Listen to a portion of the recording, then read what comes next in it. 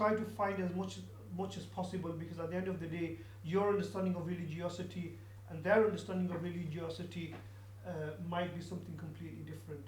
So for that, what you need to do is you need to have long discussions, and we will talk about what are the limits of discussions.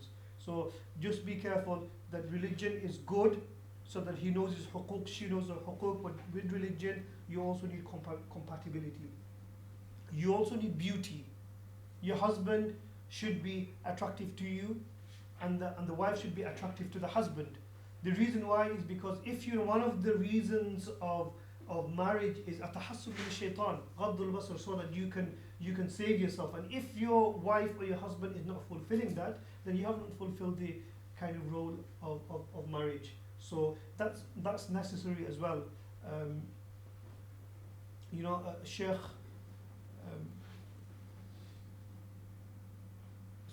So beauty is, the ulama, the fuqaha, they basically discuss this issue that if the imam is missing, this is a hypothetical situation where you can understand from this story how their brain works. The ulama, they say that if the imam is missing from the salah, then who should have the most priority to lead the prayer? So they say, well, it's the person who could read the Quran the most, or the most knowledgeable out of all of these people. So they say, well, if everybody is the most knowledgeable and their knowledge is on the same stage, then who should lead? So they say the eldest one, right?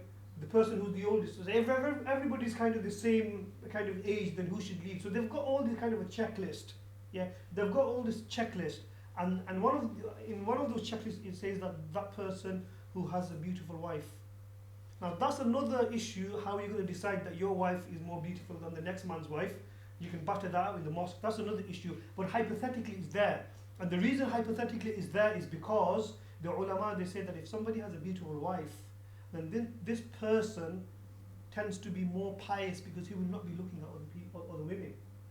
Research actually shows that men with beautiful wives tend to die earlier, and this is a university research.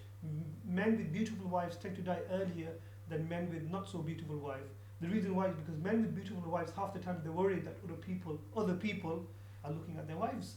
So they've got that constant turmoil within themselves. Who's looking at my wife? Who's looking at my wife? So they're in that constant kind of inner turmoil. So so all of these things are necessary. Religiosity is necessary. You can't. Prophet ﷺ was living in an era where everybody was religious, and they were under the tutelage of the Prophet ﷺ. But now we moved far away from the Prophet ﷺ. Religiosity is good, but also with religiosity, equally we should also take compatibility, and equally. The hadith of the Prophet ﷺ, Sayyidina Umar ibn Khattab says this, asked this Sahabiya who recently got married, asked her that how is your married life? She said, my married life is fantastic. My husband is a very pious person. He prays tahajjud all night and he fasts all day.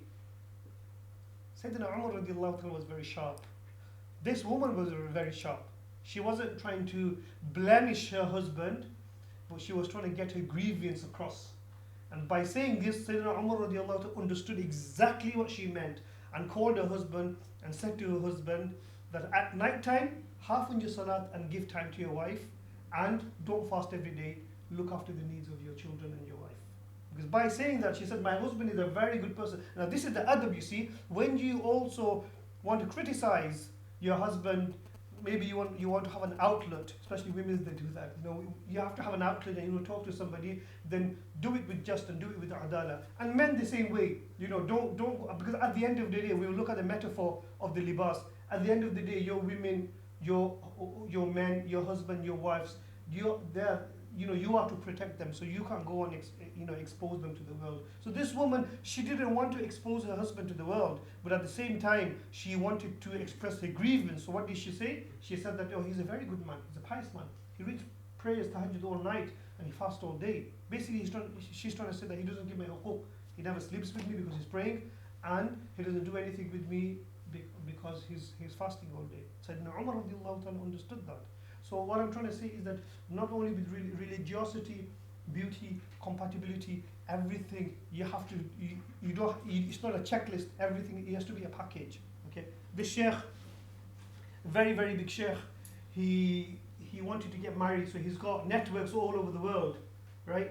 So he said to one of his friends, one of his big ulama mashayikh in Egypt, he said, look, right, I want to get married now, and I've got these 15 conditions that a woman has to meet. You know, this, she has to be beautiful, she has to be graceful, she has to be, you know, she has to be really nimble, you know, she has to walk like a ghazal, her eyebrows has to be like the hilal of Ramadan, you know, so all of these different qualities, right? And he went to Egypt, and in Al-Azhar he stood up and he said, you know, I want this. Even the Hura'in don't have these kind of qualities. Okay, so he couldn't find anybody. He went to Syria, he said the same thing, he couldn't find anybody. He went to Tunisia, he said these qualities, he didn't find anybody. And everybody knows he's a big shot. So he went to Morocco, and he did finally find someone. And he was so happy, he said, okay, let's get married. And she said, no. He said, why? You know, you meet all my conditions. She said, but do you meet my conditions? You see? So you have to understand that if you have got all these kind of fantasies and all these kind of, yeah, my wife's going to be like that, and she's going to be like that, and she's going to be like that, and she's going to be like, you know, one of the superstars, you have to understand that the woman's also thinking like that. So you have to come to a kind of compromise. Okay? Imam al-Ghazali rahmatullahi alayhi says that, you know, do not get married to a la annana wala hannana wala mannana wala haddaqa wala barraqa wala shaddaqa. And he said that don't get married to a woman, and this is the same as a reverse as well, sisters. So, you know, don't think that I'm misogynist or having a go at you. Okay. La annana. Don't get married to somebody who's always moaning. You know, they do your head in when you come home. Okay, you'll find out. You know, la annana wala mannana. I'm not somebody who, you know, when she does something or when they do something for you, they make sure they tell you that I'm doing this to you, and they remind you over and over again, I've done this for you, I've done this for you. Wala hannana, and somebody who doesn't give you love, but the love expresses out to the world. So, you know, they don't give two hoots of now. Sorry, one quick question. How would you know if your partner is a moaner? Obviously, you find out after getting married. Yeah. You have to know these things. Yeah, that's where you'll have to stay for the next stage. This is just Imam Ghazali just putting a red herring in there. Okay. The question that I also thought, but I thought I'd just drop that in because it sounds nice. La annana wala hannana wala mannana wala shaddaqa wala barraqa wala haddaqa. Okay. So then he says wala haddaqa. Don't get married to a woman where basically everything she sees, she wants to just buy that. Wala barraqa. Don't get married to a woman who takes 4 hours doing makeups, right? Wala shaddaqa. Don't get married to a woman who's very loud. And I mean, it's basically he's trying to say.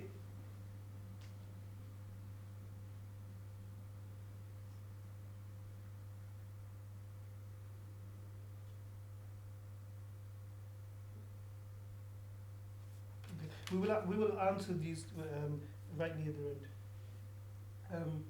Yeah. So basically, what he's trying to say is that, you know, obviously you can't actually go and look for these characteristics. I mean, to an extent, Imam Ghazali was a Shafi'i, and according to Imam Shafi'i, you can actually go and sneak up on a woman and just observe her. You know how she goes about in your daily. In the Hanafi fiqh, it's not permissible. In the Hanafi fiqh, you can't actually sneak up on a woman and stalk her and see what she does. You can't do that. But Imam Ghazali was a Shafi'i, and Imam Shafi'i says it's permissible, so maybe he was coming from that angle. Wallahu alam. Okay. Modes of choosing the perfect spouse. So I mean, there are different ways of choosing a perfect spouse. I mean, the one that really works is the traditional arranged. Okay. The traditional arranged is when the parents, they find somebody for you. I mean, that kind of traditional arranged is losing its kind of flavor for many reasons. Parents are getting old. Secondly, sometimes parents have their own vested interest. You know, they want to get their nephew or their niece, but that is one of those areas where, remember, this is not forced marriage. They don't get this. This is where it's left to the liberty of the spouse. You know, at their liberty, that do they want to get married or not, and the parents, they say. I mean, I'm just stating the obvious here. There's a semi-arranged where you go and find somebody, maybe in a halaqa, or maybe you know, somebody, you know, you met with somebody somewhere, or you know a friend who knows somebody, and you know, So that's semi-arranged, and then you take it to